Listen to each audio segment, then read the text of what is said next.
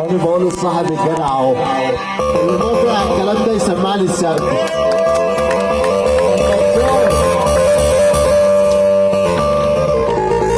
انتوا مش معانا ولا ايه؟ ما تقولوا اهو. تعال صندوق.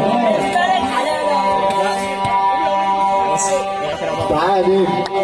تعال.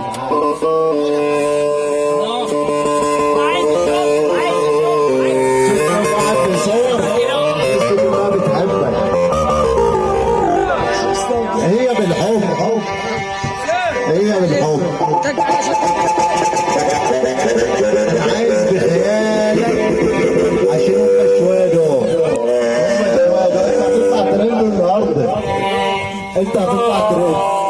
هي نيات والله ومش ماشي غير بالحب.